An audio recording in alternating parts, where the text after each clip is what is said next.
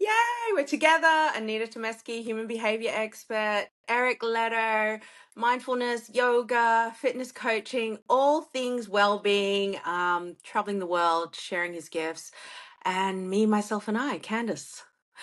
So we're talking again about the Vogue article, Is it embarrassing to have a boyfriend? And then I also shared another clip with Eric and Anita about a student who was studying at university saying that her professor said, well, men are taught to hate women. Don't be like a girl, don't play like a girl, don't fight like a girl, don't be a pussy, all this stuff. So this is the topic we're going to discuss. So firstly, on the Vogue article, it's embarrassing to have a boyfriend. Eric, when you heard that, what did you think? I mean, it makes sense, and it depends, of course, on the person.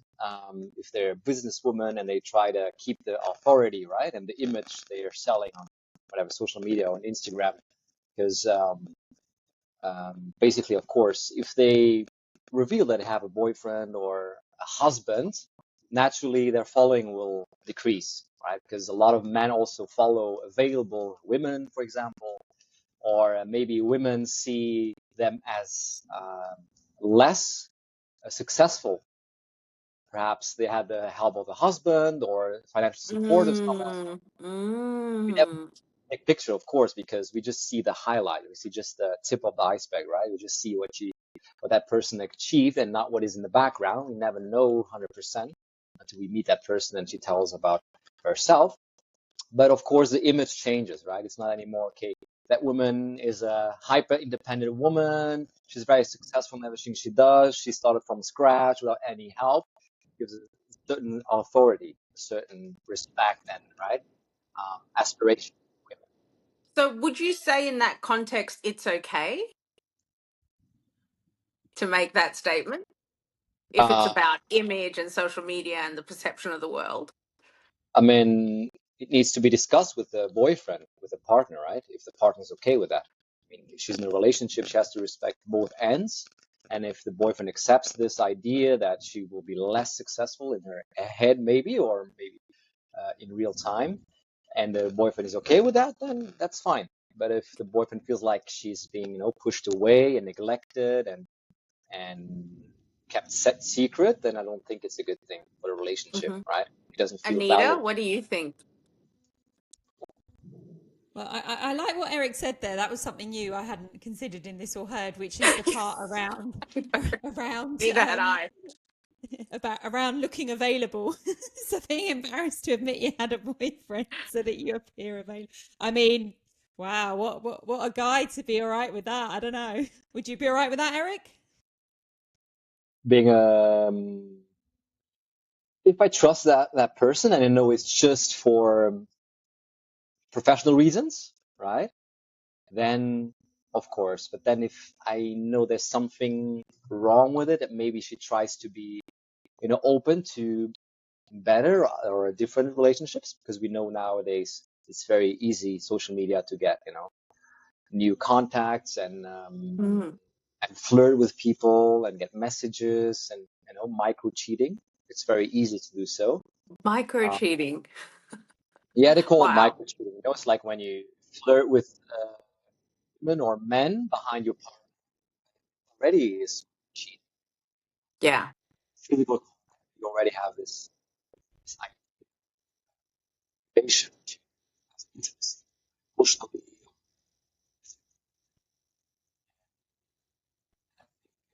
Yeah, it should be. A lot of time with a Yeah. I think the main reason would be that they lose their authority and they lose S- image, So self self-made. also, so I guess the losing authority is an element of power, which we discussed in our last video, Anita. It's about that holding the power. And maybe I guess the article touches on holding power for perception, but is there something behind that it's holding power just in general? You get Is what I it for me? mean? Both For of me? you. Both of Both of you. um something holding power behind that. Um, Is it just power for perception or is it just power in general? you mean control, right? Having Yeah, so this it's control, control. isn't it? There's an Yeah, element of control there. yeah, it's like yeah, controlling the outcome, how people perceive you. Yeah, definitely has an aspect of that control. You want to control and just share what is really necessary for you to get out there without revealing the whole picture or revealing the truth, right? So you can have the desired outcome and desired influence on people. Yes. Would you say also, Anita, that that control is linked to not giving up too much power to maintain control? Like, so you're in a relationship, you put it online that you're not in a relationship so you don't be perceived as weak or being made by a man. um, but is there an element, is there an underneath that? Is that, would you say there's a layer, Anita? Well, the potentially there is, yeah, I guess there is. If there is, a woman doing that, and there is, some stuff around her, maybe in her childhood or whatever, she got controlled by her father, and she doesn't want to ever be treated like that again. And then, yeah, there's definitely the potential of that. I think that whole thing comes into it, like we talked about before as well. It's like we've got to prove something. For some women, it's about proving something, isn't it? Men, we talked about men, women were the underdog, women were the underdog. And for me, what I see a lot of now, it is like we've kind of moved across now, and women are, seen as the ones that are kind of doing more in the world, I guess, that are contributing more. And men have now become, more of the underdog. That's what I see a lot of. Eric, I don't know whether you would agree with that. We talked about this quite a lot last time. So how do you see it? It depends on which culture. Mm. Western cultures, yeah, I mean, women are pushing more into doing and achieving and contributing, and men slowly come back. And I think at some point there will be a balance 50-50, right? So it was always in the past man pushing and then women home with family and patriarchy, right? Keeping the culture going. And now slowly it shifts and it's never like 3 steps forward and then going forward, it comes back. So we find that balance. But yeah, women have more and more power, which is a good thing, but it's not a thing that gets like too much imbalance that women do too much and men just retreat and do nothing. It's not that Mm-hmm. sense, but we'll find a balance of like more Yeah. or less it will be in harmony. Equal and sense to the society.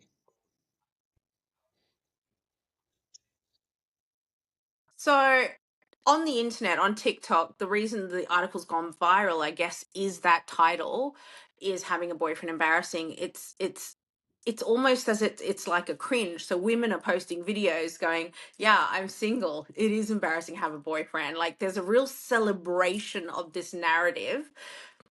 How, as a man, hearing that, what is your experience? How do you feel about that? Yeah, how I feel about that. Let's see So the from the article's perspective. evolved. So Mm, people, single women and women everywhere are saying, yeah, it's true. Having a boyfriend is not a flex. It's just embarrassing because men are just can't meet them where they're at. So it's evolved. mm. How does that make you feel? And from the perspective of boyfriend, that would make me feel less, right? It would feel like not comfortable in a relationship and as I said before, not validated and also not good enough for my partner because she doesn't validate me, appreciate me for what I am. Now, from the outside, yeah, I would see it as a hyper independent woman who wants to be free after all, right? And she has authority, or maybe she knows she knows this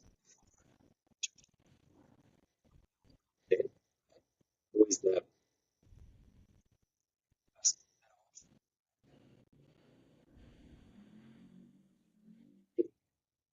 something better comes. Anyway. Yeah. So the way it's being celebrated is that it's not about something better coming along. It's about like not wanting to be with men just because of reaching this point of, well, we're tired. That's what's tracking right now on TikTok. And Anita and I discussed last week that actually that there was a wound behind this. There's a collective female wound, a wounding that is allowing this rise up of, well, we don't need men. Mhm. Do you Yeah. go ahead, Anita? Well, I was wondering if maybe where Eric, where you're situated, maybe you don't see as much of it. Is that what was Mm. it like where you are? Yeah, because it's a different kind of. There's in theory, if we're looking at a place like you're in Ubud, right, in Bali, and as per the psychological levels of development that we work with in I don't know if you know the work of Ken Wilber, Eric, the stages of psychological development. Ubud's going to be quite a green stage of development, whereas a lot of what we're talking about is an earlier stage. So we're looking more at the orange stage of development, where women are really kind of stepping more into that masculine, that achievement and all the rest of it. Whereas, I don't know, maybe from Eric's perspective in his environment that he's in, maybe I'm wondering if there is as much of that happening. I don't know. What do you think, Yeah. Eric? Yeah. Yeah. What's it like for you, Eric, where you are? I mean, here in Ubud, not so much.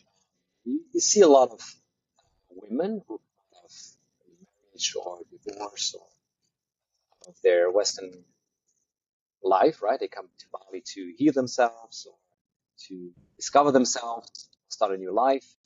So, of course, they step first into the G, and the last step they always say they do it, of course, right? Say for the expats, Hmm.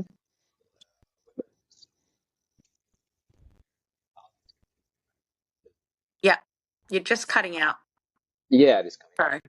So the expats, yeah, let's say, and I experienced a lot of women wanting to live that freedom, right? Because they were stuck or they were suffering in their past in their relationships, relationship abused men. And so now they want to step into that, as you said, that masculine energy and find more freedom. And some maybe don't want to have a relationship. They want to be free. They want to look after themselves. They want to start a new business. They want to be independent and be less connected to men in a sense of relationship. It's in form of commitment. They want less commitment. That's the word. They want less commitment. Mm. Men. And even more than before, it was men who want to have fun and enjoy life and less commitment. But I see now there's a shift. There's like women want to be just more free, less commitment, just trying to follow their business, their purpose, their life path, their soul's purpose. How does So that now, sit with you? with me, I think that's very empowering and it's inspiring also to see that women step in their power and follow the millions of years have been doing. They need to be supported by men and need to be home, take care of children and married with 20 years old. So it changes completely society, which What do you is, think, Eric, about? I was watching. I mean, this is probably something I'm sure you've heard of before as well. I saw a post come up the other day, and it was all around there are no good men in Bali. And there oh was my this God. whole kind of all of these comments going, and I laughed and I sort of wrote something as I always do. There's no good men anywhere, apparently. I was saying I'm yet to go to a place where there's a narrative of there's good men here. So how is that for you? Like when you hear things like that? I mean, obviously it comes from painful experience in the past, right? And and usually you attract what you, yeah, where you align, where you resonate. Of course, if you have a deep wound, if you're someone who had a difficult childhood and you always attract, unavailable men to you, of course you will be hurt, right? I mean, we know that dynamics of empath and narcissist, right? They always um, they always attract each other. Um, but I mean, it's not a general. Everywhere you can find good people and not so good people. You can find good men and not so good men. Depends what is for you a good man, right? What is for you a good man? Maybe if you present someone a good man, maybe they're not interested. They say they're boring, or maybe he has not enough passion, or maybe he's dull, or he's too feminine, or he's too many women, right? So depends. Nowadays, even women don't know what they want usually, right? They have one explanation, one specificity for a man, and then when they meet him, they say no, it doesn't connect. The chemistry is not good between us, right? So usually, yeah, they don't know what they Yeah. want. I love what you said there, Eric. It reminded me of a conversation I was having with one of my clients the other day. And it was probably the first time I've heard kind of what I would say some self-responsibility here. So the word narcissist is like the word on the street right now, right? It's popularized. Yeah, Everyone's a narcissist. Everyone knows a toxic, narcissist. narcissistic. Yeah, Yeah, exactly. that's it. Yeah. And so someone was, this client of mine was saying the other day that she's, she's diagnosed her partner as a narcissist, right? So it's the usual story that I hear, he's a narcissist and all this. But this is what I loved. She goes, well, then I started going into this rabbit hole. And then obviously, because I'm going down this rabbit hole, I'm getting thrown up all of these narcissist, diagnoses on my feeds. And she goes, and then the toxic empath came up, and she goes, I read it, and she goes, that's me. And she goes, that's why we're together. And that's what I loved, because often I hear everyone knows a narcissist, but I don't hear anyone calling themselves a narcissist. And I rarely hear, if ever, someone, saying, actually, look, I'm a part of this dynamic as well. It's very rare to hear that. And I think, when I heard that from her, I was like, that's beautiful. And the interesting point is what we got to, when we got beyond the labels, I said, what's the commonality between you two? And she goes, it's an abandonment wound for us both. And I was like, there you go. And this is the thing, if we could get beyond the labels, we could maybe start to heal and see the similarities between us, just because the behavior is different. However we manifest, whether it's to be the helper or to be the one to be helped, the wound is potentially still the same. We're in pain, we're in suffering of our childhood. And it's just like, there's where the work can really start, rather than it kind of ending at the narcissist, toxic empath, whatever we want to call it. And that's where I think there's so much work for us to do in that space of stepping into, that place of self-responsibility, rather than the under-responsible blame. Yeah. Can I just repeat that? Whether you're stepping in as the helper or as the villain, as people would like to call it, the wound is the same. Yeah, Yeah. That's definitely. really powerful. And it is because the helper's got the wound of something. It's someone they're always trying to help to be better, to gain that approval, to gain that love. And yeah, There would be no one without anyone to help, right? exactly. To belong is that you need someone in the face of you in order to be able to fulfill your own needs. So in theory, it's narcissism on all aspects. We are all narcissists at some level, right? Varying degrees, but we're all trying to fulfill, that hole within us. Mm-hmm. Extremes and less, I mean, ego is connected to narcissism. You take a little bit care of yourself and have healthy boundaries, you're already a narcissist, because you want to take care of yourself first. You need to take care of your emotional state, your mental state, Exactly. but not like a narcissist in the sense, like No. psychologists call it, like manipulating others so they can get what they want, right? Yeah. Exactly. Exactly. So as we move along with this, and we looked at that video I shared where the girl was talking about in university, she said the system's set up that men are trained to hate women or despise women. What is your feeling on that? When I listened to that, I did sort of, there is a lot of language and indoctrination that actually did sort of line up with that, from the last century. So what do you both think? I mean, what do you think? Go on, Eric. First. Well, I mean, I shared that round with quite a few people, with quite a few men, right? So, and there's a lot of comments, right? There's thousands of comments on that.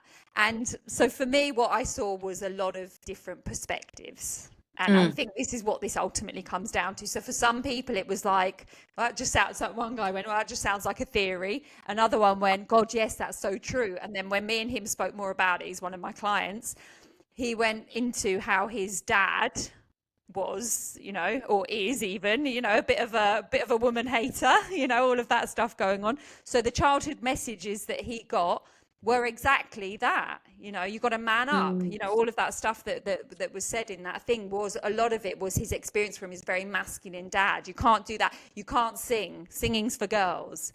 So for him, that was a true, you know, experience. So again, I think what this comes down to is like with any, when you look at comments on things, we ain't seeing the same comments. We're not Mhm. seeing equal comments from women and the same stuff, and we're not seeing the same from men either.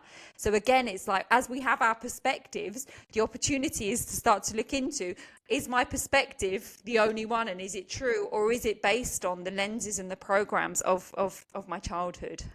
So I think that's the key. Yeah. Yeah, yeah, yeah. But that's the real answer. It depends on the perspective and the conditioning and the upbringing and also the experience in the past. Of course, if you had failed relationships with women, you start generalizing that women are equal and just advantage of you and taking it seriously. Depends on your experience, your own experience. But in general, I wouldn't say I haven't never met someone who generalized. Of course, if some women hurt you, you will hate that person specifically and not just Mm. generalize. Women are all the same. Treat you, treat you toxic, whatever label want to give it. But I don't think we're trained for that. It's just we're the same, right? Men and women are the same. We just have different balance of hormones and different sexual organs. The same with the rest is the same, right? We're the same human beings. We have same needs. Want connection, want to be loved, want to Yeah. share, want to be in community, want to build stuff together. We want to create it, be creative.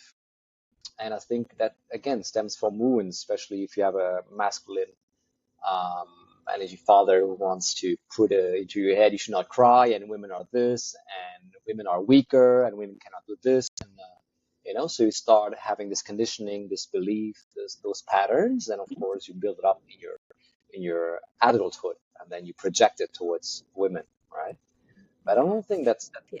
I never personally, I never dated women myself or people next or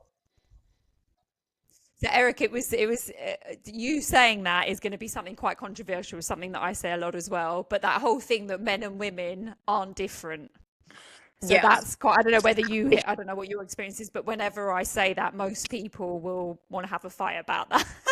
Look, I What think they're do, not yeah. different. I think they're not different at all. But I Mm. wonder from a like looking collectively at society and how we've been run and laws been in place, just facts, right? Have we been collectively as a society, has there been a conditioning even with language to to to discriminate against women? Has it been there? I mean, it has on some level, right? I mean, we couldn't drive and we couldn't vote. I'm talking about like, so I yeah, like wonder how much of that yeah. filters through. It's changing now. It's changed. The world is changing, but on some level, the people that raised the men now, and not all of them, went through that time. So yeah, I mean, that's what I'm looking at when I say this. I think yes, men and women are absolutely the same. Everybody wants love. Do I Mm. think society has some conditioning though there? I don't know. I mean, yeah, I think it for sure. changes. We're conditioned. It's Yeah, for sure. We are conditioned to see it's different. improving. It's Yeah. improving, let's Yeah. say. Yeah. Yeah. Yeah, yeah, Yeah. yeah, yeah. I think that I think there's been so much conditioning around the difference that it is actually to be able to start to see the sameness in us is where the work is. It's to Mm, bring us together rather than keep us in the separation that we have been conditioned Exactly. into. This is the mm, work, right?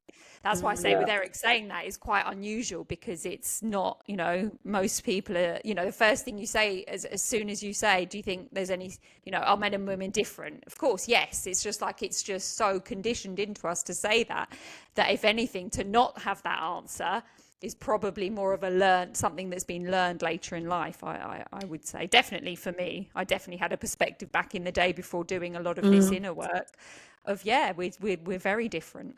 I don't know about you, Eric, if that's true for you.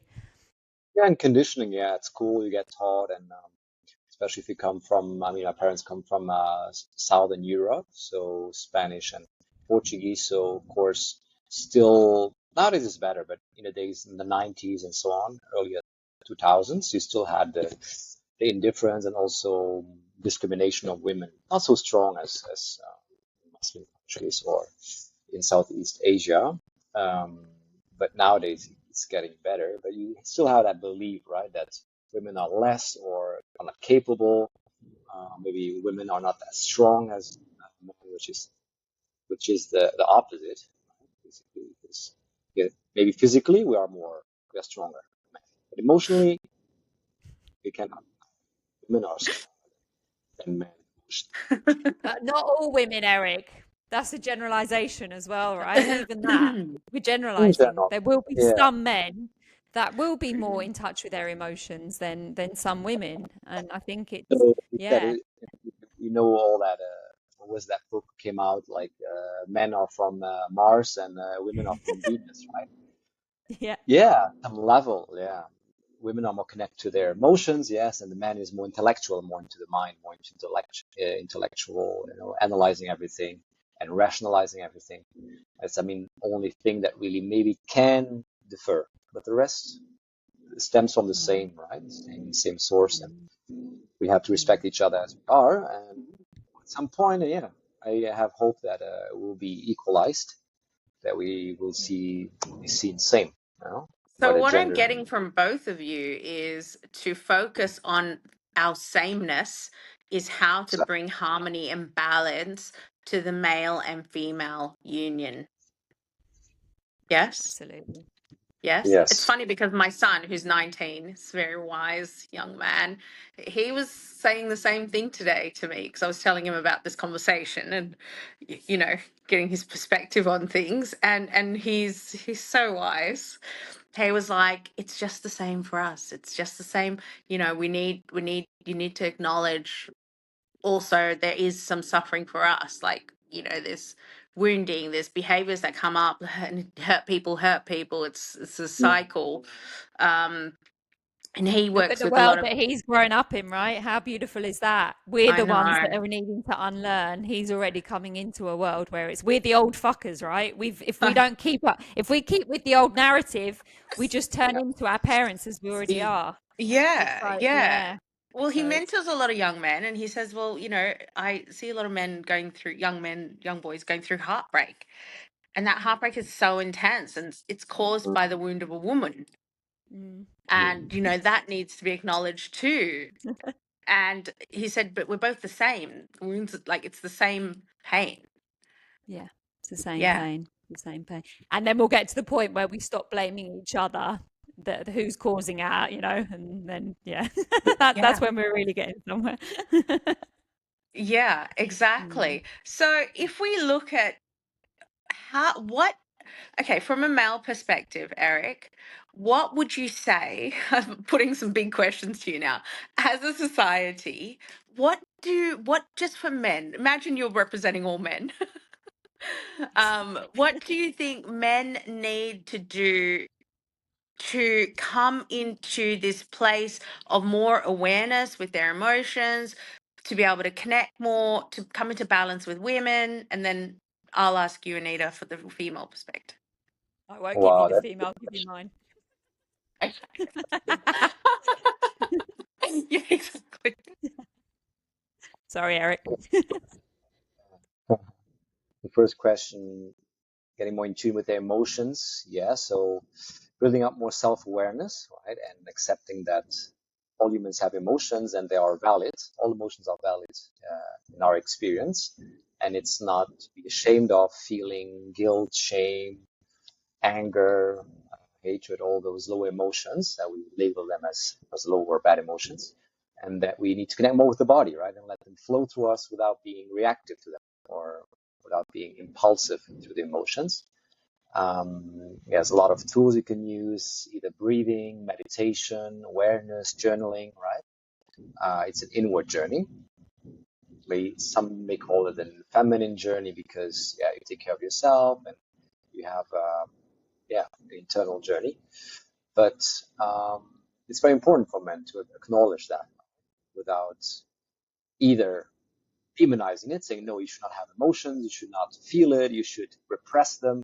Then, of course, you will have at some point discomfort, unease, even disease, because those emotions need to flow, right? It's just energy, emotion.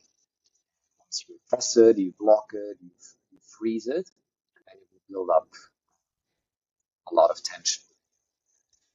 Or Chinese medicine.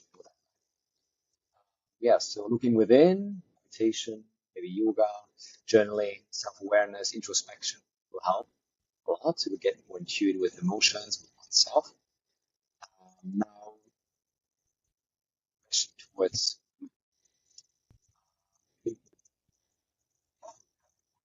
activities where we share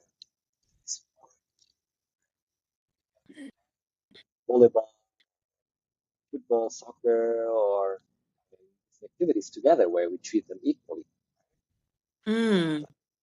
putting them into competition. Let's say, okay, this team against this team, but more like socially coming together and playing together a game and seeing that we have the same reaction, we have the same interest, and it's fun, right? And that we belong together as society and community, and not just putting, okay, men play with men and women play with women, and then putting them apart, right?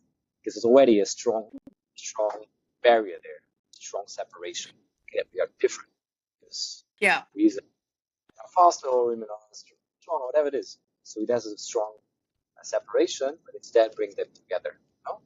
And so from the early age, get to know, to get them used to play together, to share together, to talk together, so not afraid. Yeah. Interesting. Yes, I've never thought about that. I mean, we've had a lot of boys and girls school separation. There's not as much anymore. They're all coming together. So, that's an interesting factor. That's a good start. To help evolution. Yeah, because those, especially, I mean, still in Bali, you can see separated classes, right? So you see just girls, classes just for girls, classes just for boys, and then what builds up is like a sort of shyness, right? So they are not afraid, but then they cannot really connect with a woman because they're afraid. You know, there's, oh my God, it's a woman, maybe something happens. And that's so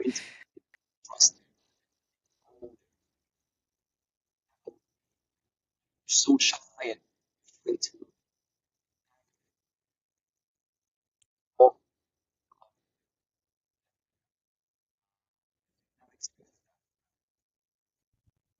Yeah.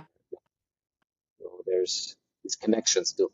They don't know really that the same, the same quality of person. It's just different, as we said, sexual organs and different balance of That's hormones. fascinating. I've never thought of that actually, how schooling can really affect that.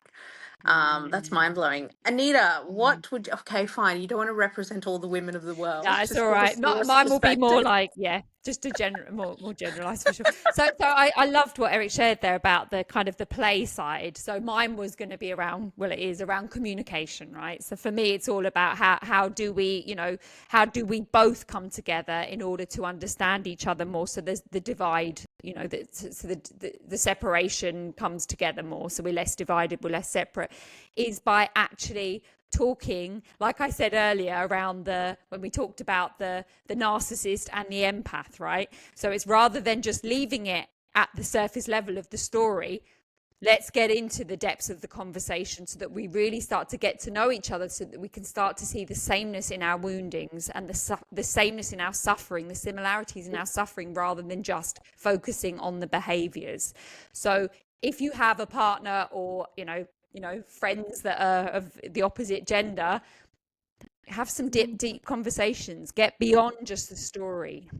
This is like the important stuff. And actually, this is a bit of a shameless plug, but I will be starting to do more workshopping, which I used to do in the past. A lot of is bringing men and women together. I used to run lots of different workshops, and each time the women would sit there and they would listen to the men and go, I can't believe that men feel like this, as men opened up in the same way as the women were opening up. And we're actually going to start running workshops and building a community on the basis of bringing men and women together, separate groups at times, then bring them together around what stops us from orgasming. Like, are we having problems in the bedroom? And hearing from each other, Fascinating. hearing from each other what it is, the work, what might be stopping us in that sense. And every time I work with any man or woman on this, it's our mind and it's our self-talk, whether Exactly. it's a woman not being able to orgasm or a man, if he's not Stay in medically the got head, any problems down everything in there, the he's body. not holding his erection because of his self-talk. Yeah, because of the mind. And so as long as the groups are comfortable to come together, eventually there's the potential of having those conversations to see the similarities between us rather than keeping this separation going. So communication as always. So, for people who are in relationships and obviously are not coaches and whatnot, and they're, as a woman, wanting to communicate, and their partner is very non communicative or shut down or doesn't want to be vulnerable, how does that woman then go about helping that man be more vulnerable to share their feelings? Oh, that's the big The weight of the friend. world is on you guys' shoulders. It's like usually men give the silent treatment, right? They give the silent treatment. They shut down when they feel something, right? Mm-hmm. I mean, first step is being patient with men. Sometimes happens also with women, but to be patient with your partner, right? And give them the space and let them know that you are there for them whenever they want to share something. And even if it takes days or weeks to process it and talk about it, just let them know, right? And without making them feel guilty about not speaking out, not sharing, communicating what they feel, because there's something numb inside. They just shut down, they just freeze. They don't even know what they're feeling, So they're just trying to escape it and avoid it. So it But doesn't help days if or you, weeks, Eric? yeah. Some people take, Damn, that's a yeah, commitment. yeah, definitely. Some people are really so disconnected to themselves, and they carry a lot of wounds from childhood. So Yeah. they connect to parts that are hurt, that are still active, that pain of non-validation, rejection, abandonment, whatever. And come out of it, it takes sometimes, yeah, days and weeks. So have patience and let them know once, not twice, right? Because if you keep asking, it gets worse, right? So let them know what you feel like and let them know you appreciate whatever they have to share and they would like to know that part without judgment. You're like a compassionate mother, no? Like see like a passionate mother. See, I'm Oh, hearing you. I'm yeah, hearing you. I'm hearing you. But I'm like, the woman's got to be a friggin' saint to do this because, like, you're in a You will have relationship had and to have then done some serious work on herself. Yeah, serious work. I get yeah, that. Do Yeah, you know what I mean? yeah. Like depends. the being patient. I think I know a lot of women who are frustrated by that. And, if you don't have the coaching languaging to unpack this, you're just going to be like, see ya.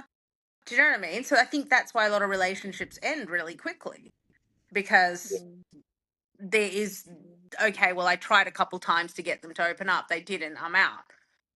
I Yeah. think, Yeah, you you need know, Get some as you help. said, Get some professional help.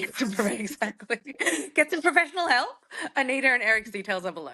if you don't I am not coaching anymore. have patience, you need definitely professional help, like couple therapy for sure. If you don't have patience, if you have patience and you really want to work on this relationship and you take it step by step, that's a possibility. That's strong. Going to be it's going to be successful for sure.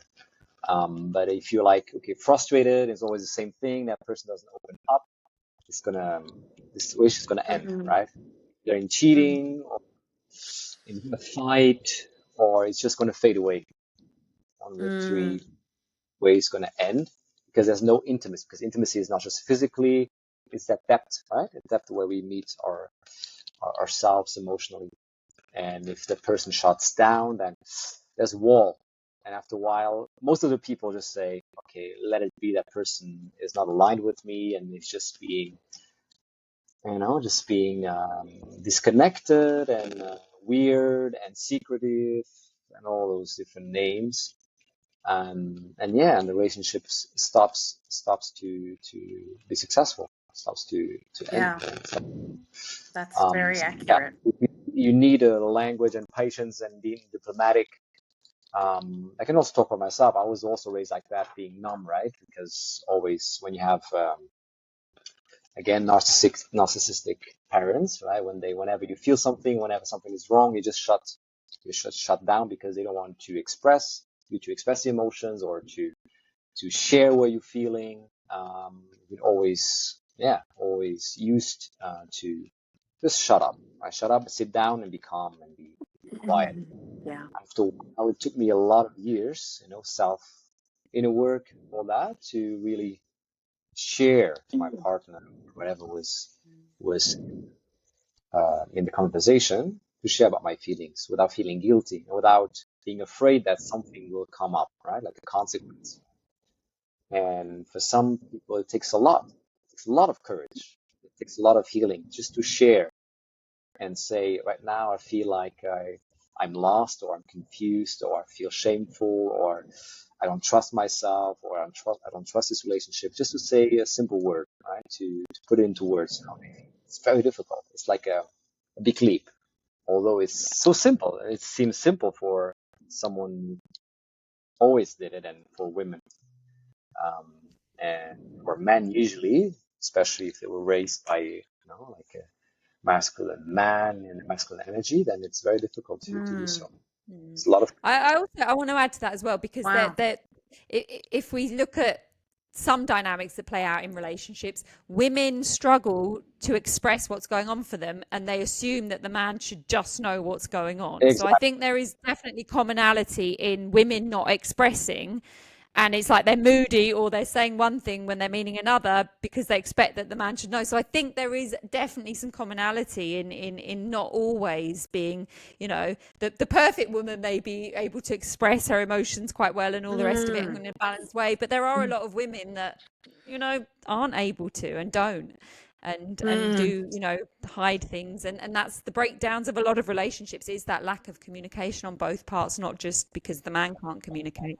Communication is the key for every relationship, whether it is Yeah. a friendship or intimate or a loving relationship. Mm. Open, Yeah. honest communication, right?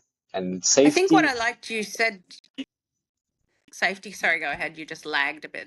Yeah. So safety and honesty is a baseline, is the key for a relationship. No, you're feeling safe. If you feel safe, you can share whatever you want, right? If your partner makes you feel Exactly. safe, you can share. But if you feel like you're not safe because that person is already judging you, why are you not listening to me? Why are not this? You feel already like you're being attacked. So if you don't feel safe, that person Mm-hmm. will not. But if you feel like I'm here for you, whatever you have to share, will be receiving it with an open heart and understand it's hard for you to share. You make them understand they are safe and they can be whatever they want to be. Then there's an Yeah. opening. But if I you let think what I them, took from that also, Eric, is that everybody's courage baseline is at a different point. definitely. You know, like my courage is completely different to my partner's courage, and whoever's like a man and woman's like, what is courage for them? And you might be different. Courage for them might be just getting the words out. So that's pretty Mm, powerful. yes. Yeah, absolutely. Anita, what do you like? Where do you sit on men and women are in a relationship trying to get a man to be more vulnerable? What would you say? I mean, I guess the thing is, I work with a lot of women and speak to a lot of women that have done a lot of inner work and ask me that questions a lot. So Yeah, I mean, I liked what Eric said there. I mean, obviously, we don't know how many women are going to be able to go for that long, but I definitely think there is something in asking and not over asking, like, putting something out there mm, and just allowing that space. It might not be for days, you might not be able to go on, that long, but Yeah. I definitely think there's something big in that. I also think there's be the change you want to see in the world, express what's going on for you. I think a big part of it is for women and men, in the dynamics is, and this is when I work with couples, the most important thing we work on is our language, to not use blame language, to take responsibility for how we are feeling. Once we've done enough work to know why we're feeling while we're feeling. So I'm feeling this in this moment because it's bringing up something of mine from my past. It's actually got nothing to do with them. We think it's them in the moment, but the more that we can own that, and again, this is the work, as you say, Candice, is not going to be for everyone. But if we really want success in relationships, we got to be doing the work on ourselves, because if we're saying we're having shit relationships all the time and nothing's working and I'm attracting all of this stuff, it's like there's potentially a commonality in our own unhealed selves that requires the work. So there is no real easy way. Like whenever people ask this, it's like, do some work on yourself. If there's a real struggle here, it's the only way. I'm not seeing it being done any other way. So There's there's the hard way, but the most efficient way for both parts, healing in a way. The easy way is to blame others, right? It's about because of society, it's because of my parents, because of the government, it's because of my partner, it's because of my neighbor. Yeah. So we always, project the guilt, the responsibility to others, although there's a lot of responsibility in ourselves as well that we can work on. And I think it's that whole part is, I say this a lot, but it's like we're conditioned to blame. We're conditioned to blame. That's why we have world wars. We are conditioned to defend, to attack.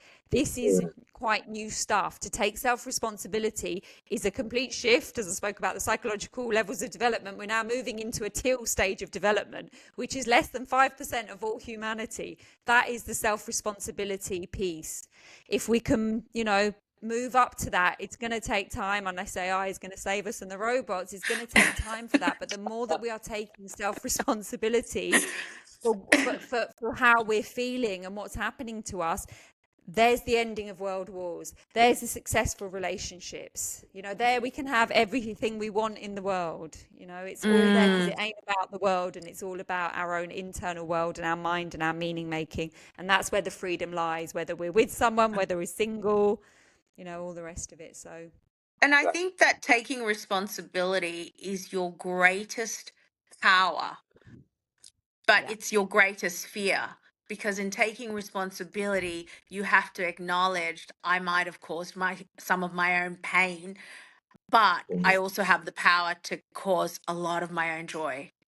But that when people go, I want to take responsibility, they only see one side of that coin. They only see that I'm going to have to acknowledge that I was shit, I did this, or I might be accountable. What they don't see is taking responsibility is the greatest empowered thing you can do for yourself. It's the greatest pinnacle because it allows you to create the life you want. Exactly. And I think that the key point there is that, if we're taking self-responsibility, it doesn't mean we have to judge ourselves for it. No. And this is the part. If you can bring compassion to your unhealed self that was making maybe some decisions that weren't great, but was still the best of what you had, because that's all, if we can do it from a place of compassion, that's where self-responsibility can be a lot more easy to take. Whereas if we're going to judge ourselves for it, then we're going to have the fear and we're going to not want to do it. So it's like, can we get to the point where we are taking self-responsibility with as little judgment and compassion as possible? And there's the healing. Very important message, compassion. So compassion is key. I wanted to ask a personal question. Well, not too personal, but if you could go back and give yourself some advice about relationships, about love, what would it be?